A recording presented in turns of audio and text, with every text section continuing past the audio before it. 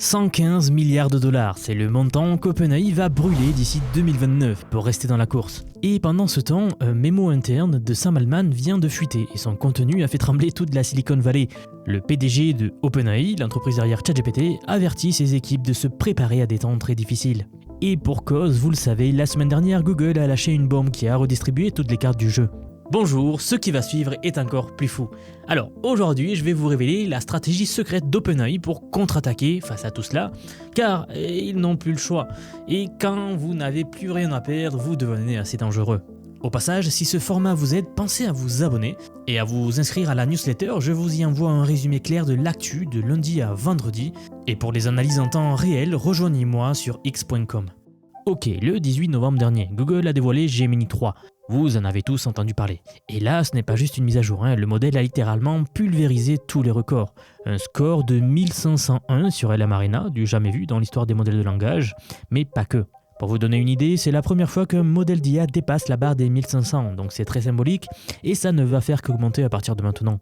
GPT 5.1 d'OpenAI a été distancé, Claude 4.5 d'Anthropic est également un peu derrière. Maintenant, voici où ça devient vraiment intéressant. Dans les 72 heures qui ont suivi ce lancement, le fameux mémo de Sam Altman, la note interne qu'il a envoyée à ses employés, a été divulgué dans The Information, donc un grand journal américain. Et ce qu'on lit dedans est assez édifiant. Le patron d'OpenAI parle de turbulence économique temporaire et prévient que l'ambiance va être compliquée pendant un moment. C'est vraiment un très fort signal. Heureusement que l'entreprise n'est pas cotée en bourse, car suite à cette lettre, l'entreprise aurait perdu pas mal de pourcentage. Car oui, Sam Altman reconnaît sans détour que Google fait un excellent travail récemment, notamment sur le pré-entraînement des modèles.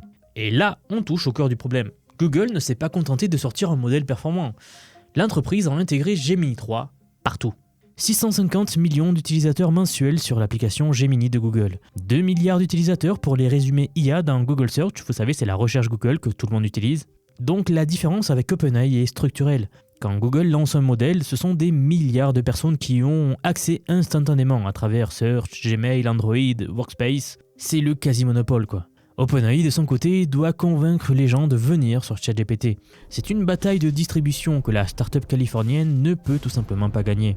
Et parlons de chiffres, parce que c'est là que ça fait mal. OpenAI va générer environ 13 milliards de dollars de revenus cette année. Impressionnant sur le papier, vous pourriez vous dire. Sauf que l'entreprise va en brûler 22 milliards. Oui, ils ont une dépense supérieure aux recettes. Si vous êtes français, ça vous rappelle certainement quelque chose. Ici donc, pour chaque dollar gagné, OpenAI en dépense 1,69. Et ce n'est que le début. Les projections montrent des pertes opérationnelles de 74 milliards de dollars rien que pour 2028. De l'autre côté, Google génère 70 milliards de dollars de fresh cash flow, on va dire, par an. L'entreprise possède ses propres TPU, ces puces de calcul qui permettent de faire des calculs d'IA que seule Nvidia peut proposer.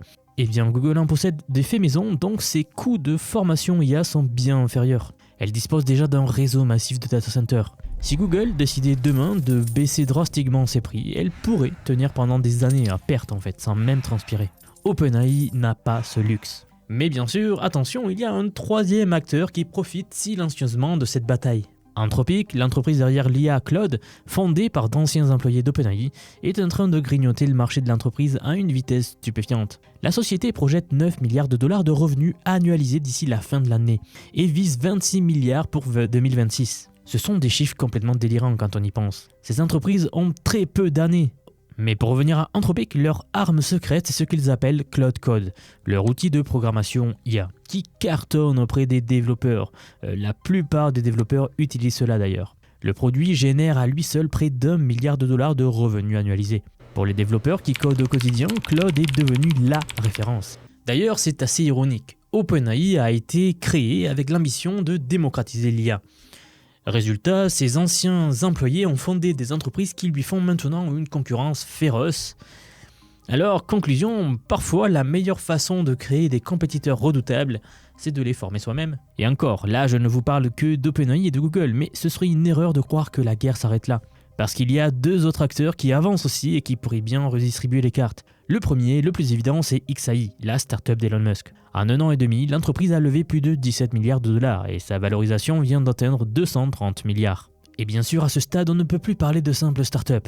Musk est en train de construire à Memphis ce qui pourrait devenir le supercalculateur le plus puissant au monde, avec déjà plus de 200 000 cartes graphiques GPU, puces de calcul IA opérationnelles, avec un objectif d'1 million de puces de calcul.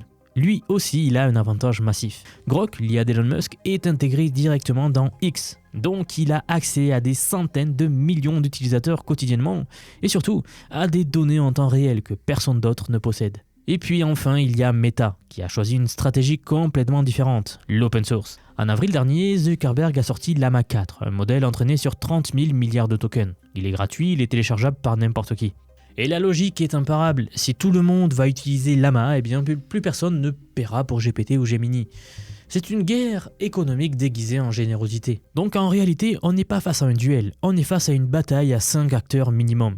Et chacun joue avec des règles complètement différentes. Bien, revenons au mémo interne envoyé par Sam Altman à ses employés, parce qu'il contient un passage crucial que peu de ont relevé.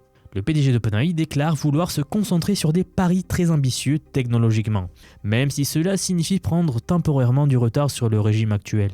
Et il insiste sur un point particulier. Garder l'essentiel de l'équipe de recherche focalisée sur la superintelligence est d'une importance critique. Donc, OpenAI joue donc le long terme. Pendant que Google remporte la bataille des benchmarks, Sam Altman mise tout sur la prochaine révolution. L'entreprise développe un nouveau modèle dont le nom de code est Shalopit, littéralement échalote tourbe. Bon, cela se traduit très mal en français, mais ce modèle vise à corriger les failles dans le processus de pré-entraînement de ChatGPT aujourd'hui, là où Google excelle actuellement. L'autre axe stratégique, c'est l'utilisation de l'IA pour générer des données d'entraînement aussi. L'idée ici, c'est de créer un cercle vertueux où les modèles s'améliorent eux-mêmes. Un milliardaire américain, Mark Benioff, le patron de Salesforce, une très grande entreprise, a récemment publié un message qui a fait le tour des réseaux sociaux. Après 3 ans d'utilisation quotidienne de ChatGPT, il a affirmé avoir passé 2 heures sur Gemini 3 et ne pas vouloir en revenir. Selon lui, le bond en avant est impressionnant sur le raisonnement, la vitesse, les images, la vidéo, etc. Mais bien sûr, vous qui êtes spectateur de la chaîne, attention de ne pas tomber dans le piège du tout noir ou tout blanc. Des utilisateurs signalent que Gemini 3 a parfois des difficultés à suivre des instructions complexes. Le modèle peut faire des choses étranges dans certains cas. Ayant dit tout cela, ne vous trompez pas, OpenAI garde également des atouts. ChatGPT compte 800 millions d'utilisateurs hebdomadaires. La marque est installée dans les esprits et elle est là pour rester. Et puis franchement, personne ne sait ce que Sam Altman prépare réellement dans ses laboratoires. Combien de fois on le donnait pour fini et qu'il est revenu in extremis? La vraie question, c'est de savoir si OpenAI peut survivre financièrement assez longtemps pour concrétiser ses ambitions. Car pour moi et la plupart des analystes, c'est là le défi. Il n'y a aucun doute qu'OpenAI va proposer une technologie de fou, mais il faut qu'il tienne financièrement. La valorisation de 500 milliards de dollars repose sur une promesse, celle de capturer une part disproportionnée du marché de l'IA. Mais cette promesse devient de plus en plus fragile chaque jour où Google démontre qu'il peut produire des modèles équivalents, voire supérieurs d'ailleurs, tout en les distribuant à une échelle qu'OpenAI ne peut pas égaler. Les prochains mois vont être déterminants. Si OpenAI ne parvient pas à répondre rapidement à Gemini 3, eh bien les investisseurs pourraient commencer à douter très sérieusement. Et dans un secteur où la confiance des marchés détermine la capacité à lever des fonds, donc à former des nouveaux modèles, un cercle vicieux qui pourrait s'enclencher. Ce qui se joue en ce moment, c'est bien plus qu'une simple compétition technologique. C'est une guerre des modèles économiques. D'un côté, nous avons la startup qui brûle des milliards en espérant atteindre la superintelligence avant de manquer de carburant. Et de l'autre, nous avons le géant, le mastodonte, qui peut se permettre de perdre de l'argent sur l'IA pendant des décennies, parce que ses autres activités génèrent une montagne de cash inimaginable. Et vous et moi, les utilisateurs, nous sommes les grands gagnants de cette bataille. La compétition fait baisser les prix et améliore les produits. Gemini 3 est gratuit pour les utilisateurs de Google. ChatGPT propose une version gratuite de plus en plus capable et performante. Claude offre des capacités de codage impressionnantes. Mon conseil, c'est d'arrêter de chercher le meilleur modèle parce qu'il n'existe pas. Ce qui existe, c'est le meilleur modèle pour une tâche donnée. Aujourd'hui, si je dois coder, j'utilise Claude. Pour de la recherche ou de l'analyse de documents longs, Gemini est redoutable avec sa fenêtre de contexte massive. Pour les tâches quotidiennes rapides, ChatGPT reste excellent pour moi. Et si vous voulez faire tourner un modèle en local sans payer d'abonnement, Llama est là aussi gratuitement. La réalité, c'est que les meilleurs utilisateurs IA en 2025 ne sont pas ceux qui maîtrisent parfaitement un seul outil. Ce sont ceux qui savent jongler entre plusieurs modèles et choisir le bon au bon moment. C'est comme un artisan qui n'utiliserait qu'un seul outil pour tout faire. Ça n'a pas de sens. On n'allait pas planter un clou avec un tournevis. Et la bonne nouvelle dans tout ça, c'est que cette guerre entre géants fait que les prix baissent et que les versions gratuites deviennent de plus en plus capables.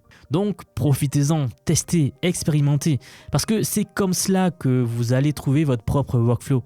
La morale de cette histoire, c'est que le paysage de l'IA évolue à une vitesse vertigineuse. Les leaders d'hier peuvent se retrouver challengés demain. Et ceux qui ne se forment pas maintenant risquent de se faire distancier par ceux qui maîtrisent ces outils. Donc si vous voulez comprendre en profondeur comment utiliser ces technologies pour votre travail, votre business ou tout simplement pour rester à la page dans un monde qui change plus vite que jamais, alors j'ai quelque chose pour vous. J'aimerais vous dire que depuis quelques mois déjà, j'ai construit un programme d'apprentissage unique. Je vous apprends l'IA sous tous ses aspects. C'est un parcours pensé pour vous transmettre tout ce que je sais. Alors non seulement sur les modèles comme ChatGPT, Gemini de Google, Grok que l'on vient de voir, mais bien d'autres. Je vous montre surtout en fait la manière de les intégrer concrètement dans votre vie, dans votre travail, dans vos projets. Et ce, que vous soyez salarié, indépendant, entrepreneur ou même à la retraite, nous avons beaucoup de retraités dans la communauté. J'ai récemment sorti la plus grosse mise à jour à ce jour de la formation. Ça fait un petit moment que j'en parlais, mais ça y est, elle est là, elle est en ligne. Donc un module entièrement dédié à l'automatisation par IA. Autrement dit, la création des agents IA, des espèces de salariés virtuels qui vont travailler pour vous et tout faire pour vous. En somme, vous faire gagner des heures et des heures et des heures. Vous êtes déjà plus de 4500 personnes à avoir rejoint ce programme, donc nous approchons des 5000, merci pour le soutien. Et enfin, sachez qu'il n'y a pas besoin d'être développeur, pas besoin d'avoir un profil technique, je vous prends par la main, et pas à pas, avec des leçons vidéo claires, des cas pratiques concrets, on voit tout ce qui touche à l'IA. Dernier point, mais pas des moindres, si vous nous rejoignez aujourd'hui, vous aurez accès à toutes les évolutions du futur sans surcoût, accès illimité à vie à tout ce que je veux vous apprendre. Donc aujourd'hui c'est un paiement unique, ce n'est pas un paiement mensuel, c'est juste un paiement unique et vous aurez accès à vie à toutes les mises à jour que je vais faire en permanence et que je fais en ce moment même. Si cela vous intéresse, vous avez les liens en dessous de la vidéo, donc soit en description, soit en commentaire épinglé pour nous rejoindre. Dans tous les cas, moi je serai très heureux de vous accueillir dans le programme. Si vous êtes encore là, merci d'avoir regardé jusqu'au bout et je vous dis à très vite pour la prochaine vidéo.